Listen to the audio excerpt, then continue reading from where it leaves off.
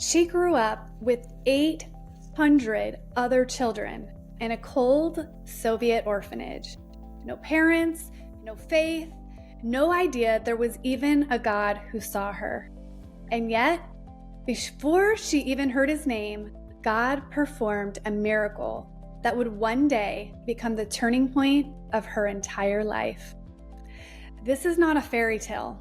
This is a story of survival, surrender, and the relentless pursuit of a soul by the God who never stopped seeing her. Welcome to the It's Your Story to Tell podcast. I'm your host, Megan Babcock, and I believe stories hold the power to heal, to connect, and to call us into deeper truth. On this podcast, we create a space for real people to share the raw, redemptive, and often miraculous stories that have shaped their lives. And today, this guest is no exception. So I'm welcoming here with me Lilia Klaczynski, but I know I might have said that wrong, so please go ahead and correct me. You did great. Thank you so much for having me on here. What an honor. I am so thankful that you agreed to be here. We're going to talk about your story today and how you were adopted at the age of 15 from a Russian orphanage and how that powerful story is bringing you to where you share the hope and healing that God has done in your life. And we'll talk about that in part 2. Would you just start us off and share a little bit about your younger years and growing up in an orphanage? Yes. Growing up with 800 children. This was in the former Soviet Union. For those of you who don't know that, it's in a small country called Moldova. Moldova is 4 times smaller than Michigan. So if you know how big Michigan is, it's very, very tiny. Moldova sat in the very far outskirts of, just a little background, on the very far outskirts of the Soviet Union, out of 12 countries. And in that time, after the World War II, there was an accumulation of, there was more women than men. Procreation still continued, and the babies were being born, but it left a lot of babies fatherless. And there was a lot of findings of babies in the dumpsters, on the streets, in the bushes, and they were not in the homes because homes were also very rare. And so the system decided that they were going to, because there was lack of men, most majority of them died in the World War II, they decided to, let's go ahead and bring in a lot of these children, let's gather them up from all of these countries, and we'll bring them into Moldova because it sat on the furthest out of the outskirts. And since then, in that time, it had gained its nickname, the dumping grounds, because there was a large quantity of children coming in that time. That nickname came from one of the veterans, rest his soul. He had shared that quite often with us when we were growing up. So the orphanage itself, the grounds, were former military grounds. So it has a lot of underground passageways. It has a couple of buildings where we had one for girls, one for boys. There was a cafeteria. There's a school building. And then there was also a building set behind the dorms that was for kindergartners and younger. And so I was born premature at about 4 pounds, 2 ounces. What if your breakthrough wasn't found in striving, but in walking? What if clarity, healing, and direction came not in the hustle, but in quiet, intentional steps led by the Spirit?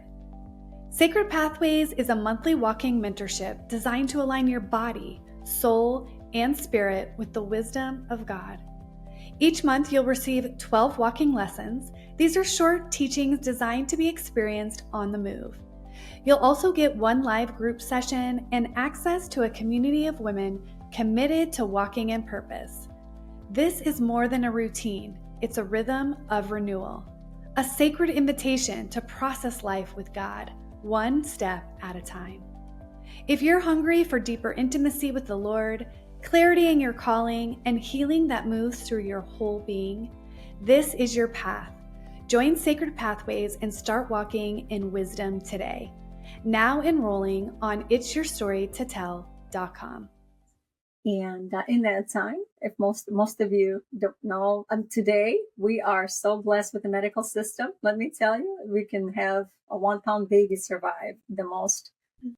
It's amazing. But in that time, the medical system did not exist. So it was very rare for a baby of that small size to survive in that time. Malnourishment was very common. And we were, I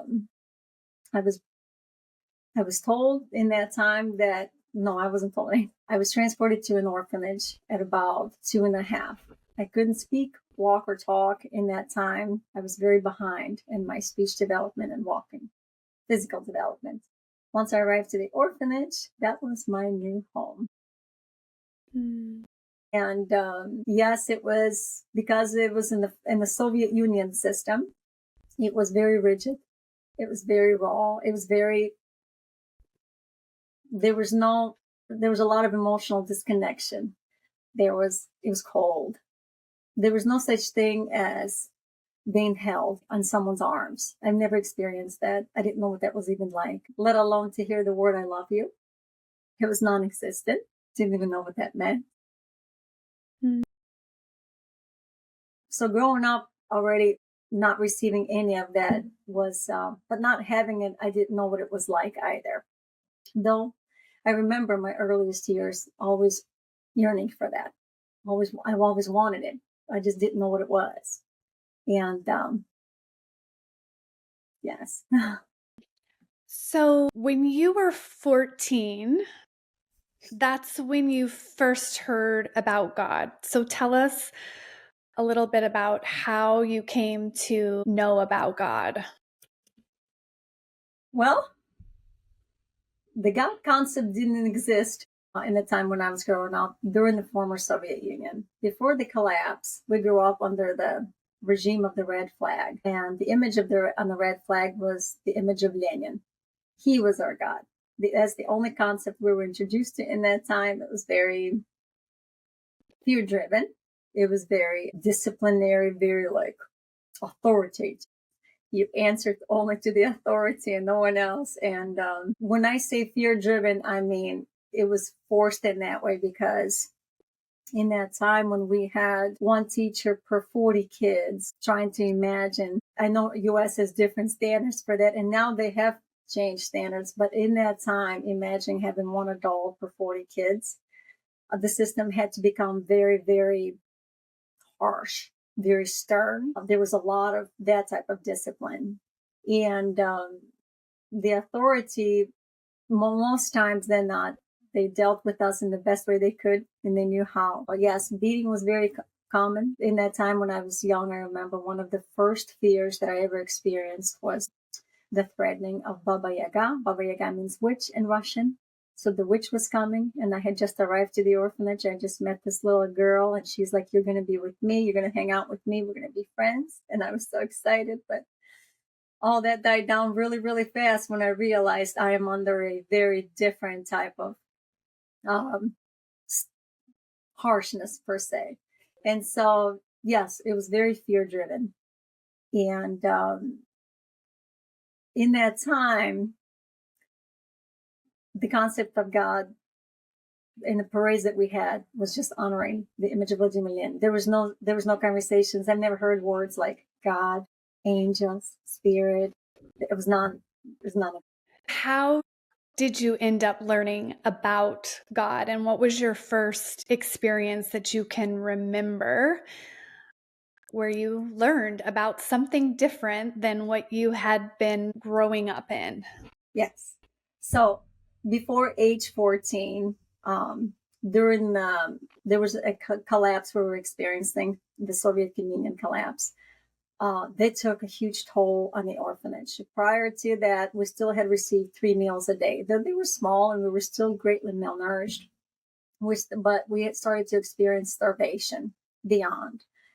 There was, during the collapse of like 1988, 91, right in those years right there, it was everything stopped. The food stopped coming into the orphanage. There was no longer available clothes. Though in that time, the clothes that we did have, it was still passing on from generation to generation. It was passing on to the next kid. But during the collapse, the coat that I had, I mean, the sleeves would be up to here. You better believe it. I held on to it for my dear life because there was nothing else coming in. Most times we even had to share that. During the collapse as well, what we had happened, sorry, Megan, I'll return to that question about That's okay. Yes. coming to knowing about God. And during the time of the collapse, we had another huge, large influx of children coming in. So what had happened is now outside the orphanage, there was no income coming in for the families out there. So what had happened is all these families that have children, they started dropping them off in the orphanage. But the orphanage itself did not have the resources anymore either. So in the type of environment I grew up in, I wanted to kind of go back a little bit on that. We didn't have cars. They were like pretty much non-existent. We had like a horse and buggy kind of thing. So everything did come in from the fields, but it came in on a wagon, if you can imagine, a little house in the prairie. Mm-hmm. I relate to that a lot. I mean, imagine in the 80s growing up, you know what I mean? Living like a little house in the prairie. So that was very unique in itself. But during the collapse, when we had come in, one of the children that came in, she had come in from a family background where she's used to having things. She's used to saying yes and no. She had a lot of that type of way about her. Me growing up, I didn't have that because I didn't know I could say yes or no. I didn't know I could choose something. You know how when we are interacting with our children, we're like, honey, would you like pink sweatshirt or this purple sweatshirt? There was no such thing for us. That concept in my mind didn't even exist.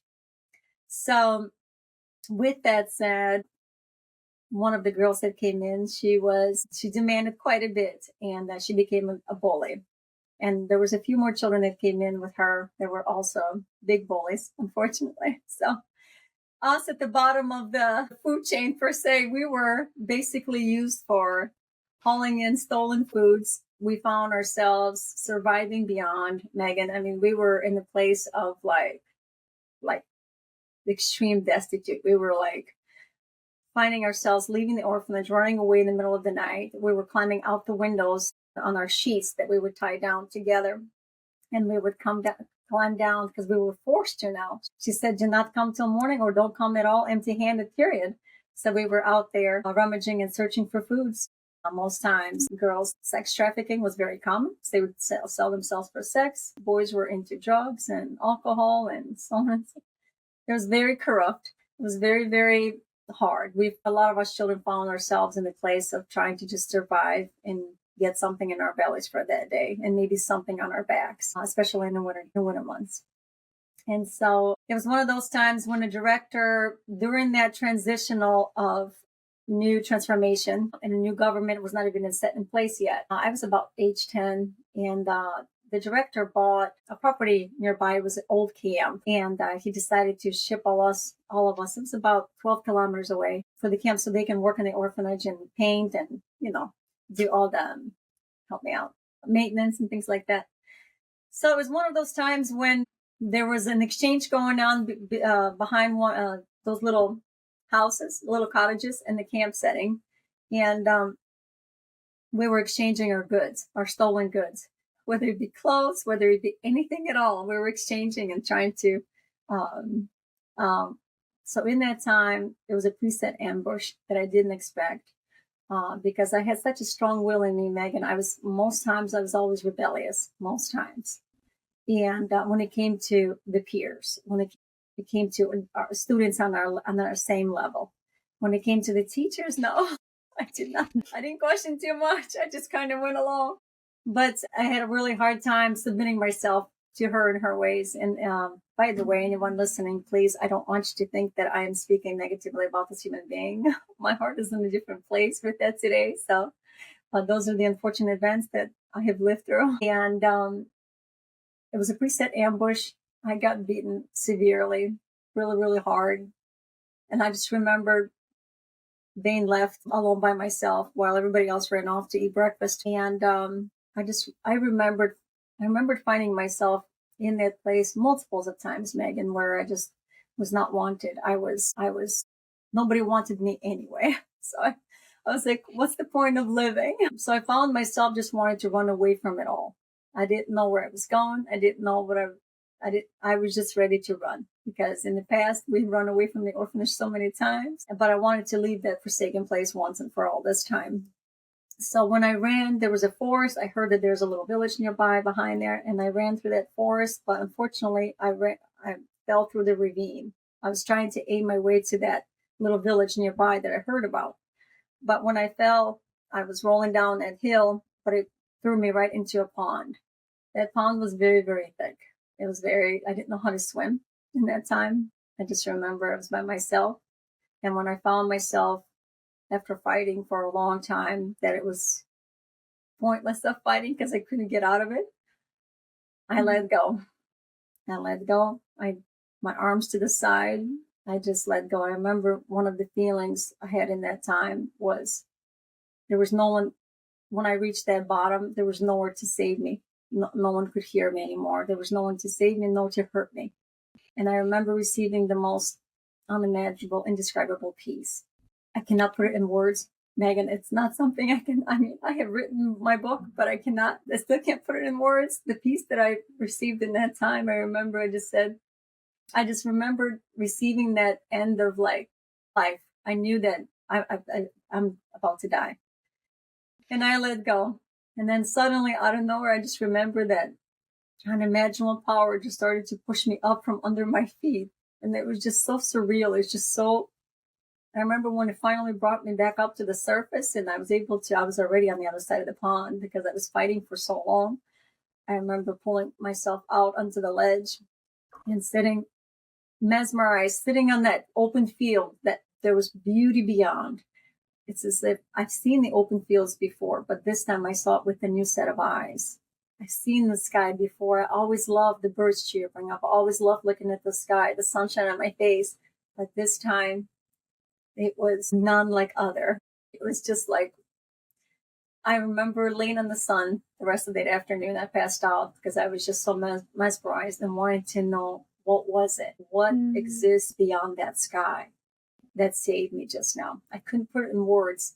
The only thing I could, even in my book, I describe it in that time, is the great power. Yeah. Wow. I was in feeling that despair, feeling that pain, feeling that I found myself in the bottom of that pond. And then that power came out of nowhere and brought me up to the surface. That was the birth of my faith. The birth of my faith, I could not put in words. I knew it existed, whatever it was. And with that, I went back to the orphanage, back to camp, because you know what? I was ready. This time I was ready. I was geared up. I was like, I'm armored. Whatever this was, I know I'm not forsaken. I'm ready to face whatever comes my way. I had like a new sense of hope born in me in that time. Wow.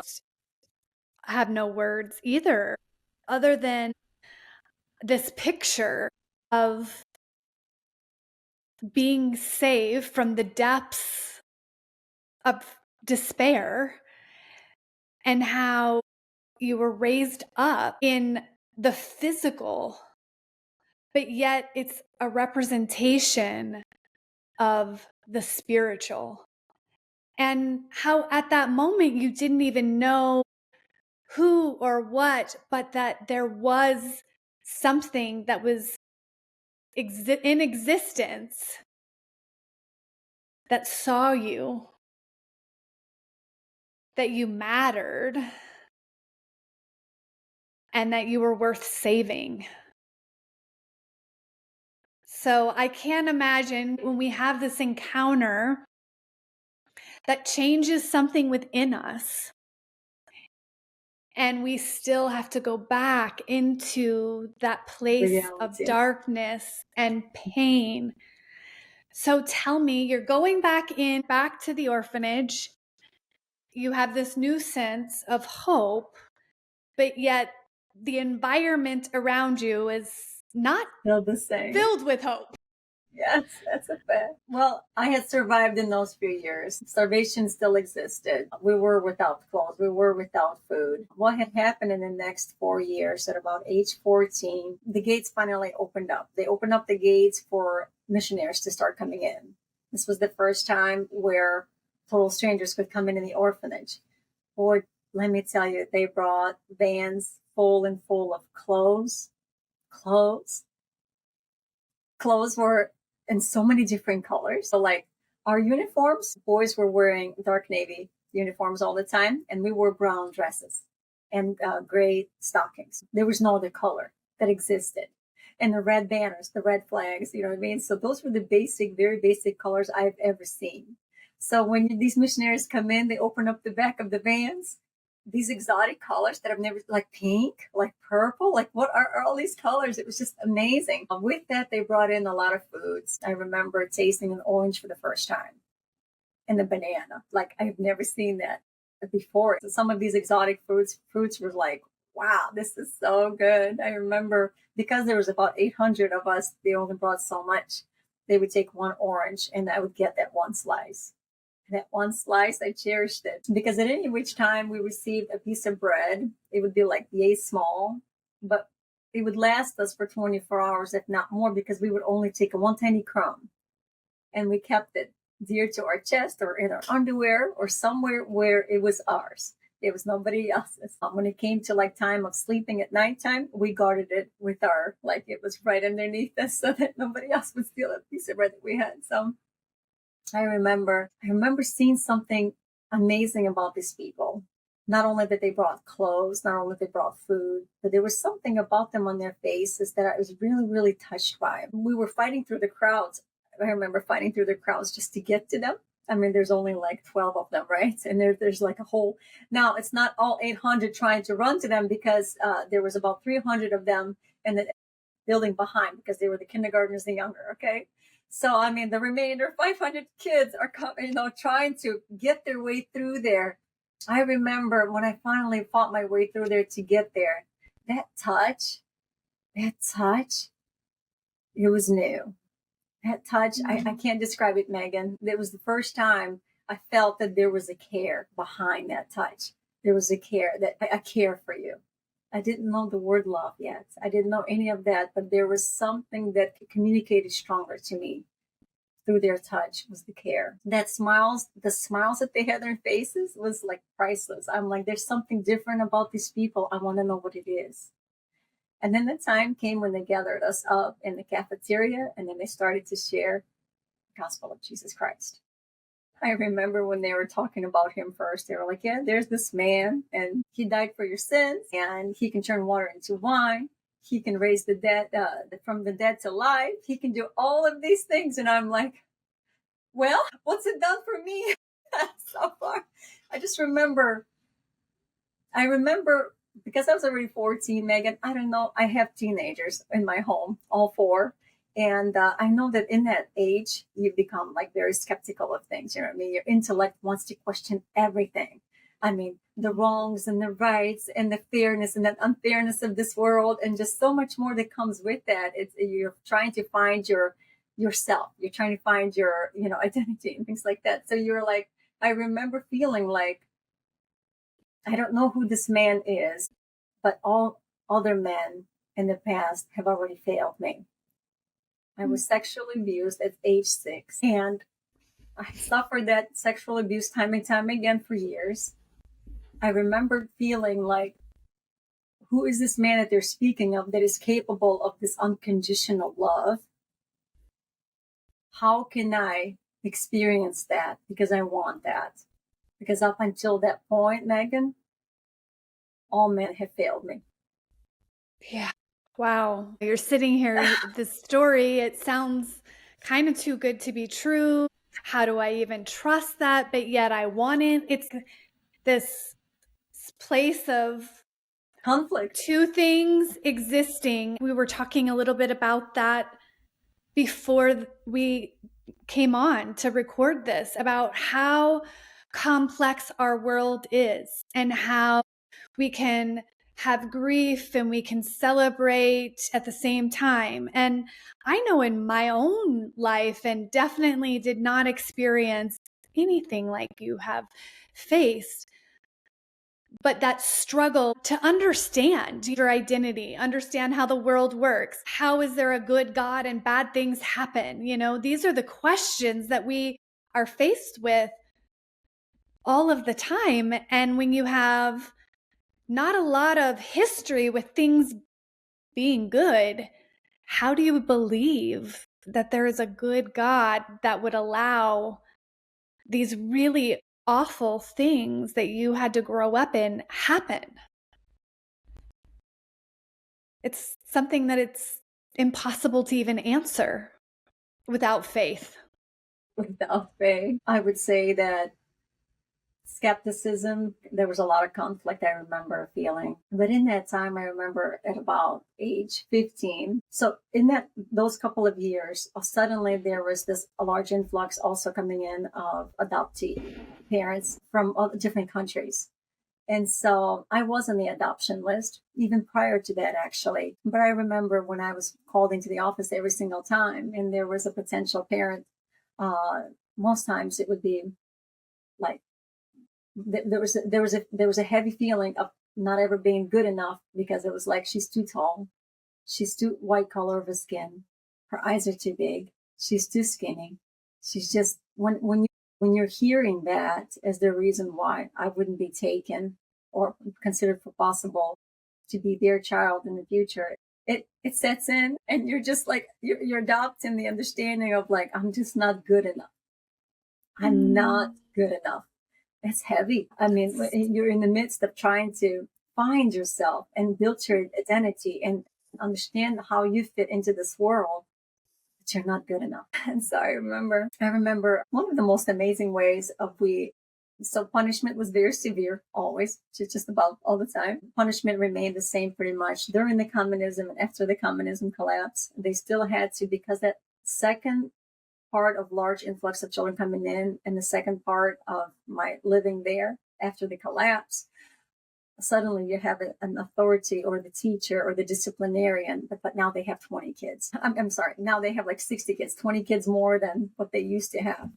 So suddenly, like, even the disciplining had changed, and it became even more harsher and more stricter. So walking on dry corn was some of the punishments that we received. Holding a heavy chair above your head, and I'm not talking about like on your head, because that would be way too easy, above your head and doing 1,000 sit-ups. There was a lot more. And I remember one of the good ways that I was able to overcome some of the punishments was I was a good student. My orphanage consisted a lot of 80% of the children that were there that were mentally retarded. They were alcohol fetal syndrome. Alcohol played a big part after the World War II for the women and men. And so drinking was very, very common. Alcohol fetal syndrome was one of the major factors of that. And I was actually considered one of the normal kids. My grades were excellent. They were very good. I remember we went from 8 a.m. to like 3 p.m. of schooling in the afternoon. And after the collapse, because they couldn't control anymore that many kids, we went from 8 a.m. to like 10 p.m. at night. They didn't want to leave any room, any gaps for fooling around, per se, because that's when we would get into trouble. So yes, we got creative. We got creative with running away. We got creative with trying to escape the reality, per se. And so for me, for example, one of the things that came with that was my reward for having good grades. I was a hall monitor most times. I got to see the good and the bad and the ugly of what happens when kids get into trouble and things like that. So I remember it was one of those times that reward meant a lot to me in that time.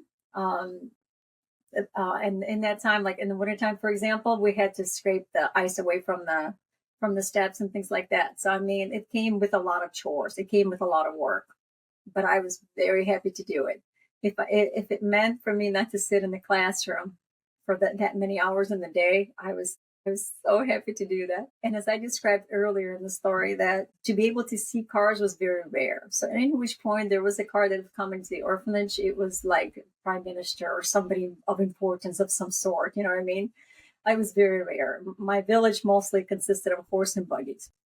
And so it was one of those times, cold blizzard, snow day, the month of November. I remember I was on the steps beating through the ice. And at any which point they were to bring potential parents for adoption. They would try to do it when the kids are in the classroom setting, because most times when they would bring them in, there would be a swarm of kids and they would struggle to figure out who they want to pick for themselves. So this was more controlled and better that way. It was one of those times, yellow taxi cab from 45-minute big city nearby pulled in, and I just saw 5 people coming out of there, and I just saw one of the people's looked very luxuriously dressed. She looked so warm in that huge puffy, whatever she was wearing, snowsuit. And I just remember my sleeves are up to here. I have no socks. My holes are my shoes. I have no hat, no gloves, none of that. And I just remember looking at her and I'm like, I just want to be in her clothes. I just remember she's not from around here, whatever this person is. And so I remember when I ran to her, I knew immediately that she was here to adopt. So I ran to her and I said, take me. And the bodyguard pushed me away. Bodyguards were very common in that time because there was so much criminal activity going on after the collapse. There was a lot of criminal activity. Body parts were being sold, missing children. It was not uncommon. It was very common in that time. Nobody cared for the orphanage children, so it was very common for children to go missing as well. Mm-hmm. A kidney could go a long way to sell a kidney. And so she traveled with the bodyguard. Bodyguard pushed me away. And the translator says she's not here. She's only here for the little ones. Meek, not M-E-E-K, small, and translated from Romanian. And of course, I was like, of course, I'm already too tall. I'm 15 years old. You can imagine. I've already gone through my puberty and everything else. I'm way too tall. So nobody's going to want me at that point. But what was happening in that time, Megan, is we were considered adults at age 16. It's not the same as US. I think now they've changed those standards, but in that time, at age 16, you were considered a full adult. The reality that came my way, I remember fearing the most, was sex trafficking for the girls. It was very common. When they left the orphanage, they left the orphanage with nothing. But they're adults now. They're on the streets, and the only thing they can be in is sex trafficking. It was very common, and I was terrified of that. I didn't want to be in that place. I remember feeling that. And so, but I was also disheartened that translator just said she's here for small children. So I knew at that point I had no hope. But something did happen in that time. There was a certain way she placed her hand on my shoulder and she looked at me in a certain light. And that for that slight little moment, it gave me that small little hope that I was like, maybe she likes me. So, but with that, the day moved on. It was about 9:00 at night after dinner. We're all being gathered to the dorms. And then there was a small group of children coming running my way. And they're like, Lilia, they're calling you to the office. They're calling you to the office. And they had smiles on their faces. Because normally if you're being called to the office, you're being called because you're in trouble. So I was like, well, it must be okay. And they're like, no, the car is still here. I was like, oh, and I know what the car was about. So anyway, I went in there. I remember walking into the office and the director looks at me with this big giant smile on his face. And he says, Lilia, how would you like to go to America? Megan, I passed out. I literally passed out. I was so overwhelmed with that notion that I passed out in his arms. When I came back conscious, back to myself, I was imagining that reality, like, is this real? Is this, I can't put it in words. That's how difficult for me it is even now today. Every time I share the story, it's really hard to process the reality, like the chances of being adopted, the chances of that even to be a thing. It was surreal. I remember feeling just so overwhelmed with that. I was excited. As the months went on in that time, the harshness of abuse towards me actually got worse for the time being, for that short moment. And then it got better because my adoption process didn't happen for 6 months. The 2 little girls they adopted along the way, they were much younger. They were about 7 and 8. And that process took them about 3 weeks. So there they were able to take them right away. Mine took a little bit longer because now I'm at that age of possibly being pregnant, though I didn't know what all the testing was about, but I got taken through a lot of different medical facilities. I got tested so many times. There was so many other things going on. My process took a lot longer, and it took 6 months. But in that time of 6 months, I had another miracle that happened. The second beating happened again. And this time I was ready to leave the forsaken place once. And this was in the month of December, so the following month. And I remember nobody's coming back after me. They're not going to want me. I remember losing all hope that I'm going to be taken to America in that time, because I had to survive those 6 months now. And children are looking at me differently now. Well, the people that were my friends were no longer my friends. They were like my enemies for that time, because obviously the jealousy came in. And so I had to cope and navigate through that. It was very, very difficult. And I just remembered running away from the orphanage because I had lost all hope. And in that time, I remember going through that snowy blizzard road on the main. I knew it was 45 minutes away. I knew that road. And I was like, I know I can make my way to that city. This is at 10 o'clock at night, blizzard, storm, and winter. And I remember on that road as one rare car coming past me. And suddenly, when it went past me, there was a lot of noise, a lot of loudness, a lot of music. And I knew, and for me, I knew it meant danger, because I knew alcohol was at play. I sensed it. And in that time, I remember when the brakes stopped suddenly, but then when they brake really harsh, I knew it meant trouble. I knew they saw me and they wanted me. My fear took over so much, Megan, in that time. I remember feeling very frozen in the place. But in that moment, I heard the voice, run. It was so loud. It was so clear. I started running. I didn't know where I was going, but I started running. I remember crossing into that territory of I fell over these huge pipes that heated our systems. Our heating systems were above ground, and it's hot water traveling through the pipes and through the radiators. That's how we got our heat, but it was very rare, almost non-existent. But I tripped over them because there was 3 feet of snow on the ground. And I remember running into the nearby buildings, of residential buildings nearby. Each floor has 4 doors, and they're heavily leather padded so that it keeps the noise away and keeps the heat in. And I remember starting knocking at each door. There's 3 levels to this building. I remember knocking at each door. Nobody opened. Everybody was like, get out of here, go away, things like that. 10 o'clock at night, nobody's going to open the door. Okay. And I just remember the very final door at the very last possible second, and I'm hearing the footsteps behind me. I knew I was going to be done in that time. That very last door opened when I screamed my final, please open. And the door opens. The human hand grabs me, shoves me in, shuts the door, and I'm standing there looking up, and I'm like, the director of the orphanage. What were the chances? And I just remember in that time feeling like, wow, God. In that time, I couldn't speak the word God. Still, I didn't really comprehend that whole process. I just remember, what are the chances? Of all the doors that were opened, it was the director of the orphanage. Yes, I got punished for running away. I did not survive my 1,000 sit-ups with a heavy chair above my head, but I remember I took that with me to this day. That was my second miracle that happened in that time. But that miracle signified the voice of God when I heard for the first time, though I still could not put it in words to describe whom it came from. I heard that voice loud and clear. And a few months later, I was adopted and brought to U.S. Wow.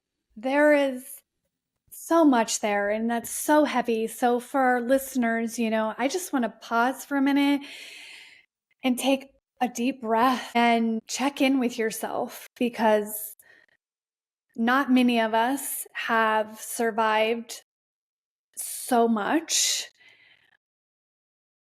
and are able to even talk about it. So thank you for being willing to share your story. I know this isn't where the story ends, and we're going to pick up in our next part where you talk about coming to America, and there was hard that came with that as well. So if you are someone who has walked through torment, desperation, questioning whether you have any value, whether it's worth continuing on, because it just feels like one thing after another is knocking you back down. I just want to invite you to come back and finish out the story with us so that you can hear that there is hope in so much darkness. And so we're going to leave here, but not without letting you know that there is beauty at the end of this story, that God is a good God, and that He is there with you in all of those moments where you're wondering, where is He? And I just am thankful that you had those two experiences where something outside of the ordinary, that you knew that there was someone with you. And so I just want to encourage people who are sitting in those really dark places to reflect and to question, where was God in those moments? Because I do believe that He wants to show you where He was in those moments of pain, and He wants to bring you healing to those places. So come back, and if you know somebody who is walking through a really hard thing in their life, would you share this episode so that they can know they're not alone in that deep, dark despair, that there is hope, that there is beauty that does come if we can keep going. So thank you so much for being here. I look forward to talking about the rest of your story in this next part of our episode. Thank you.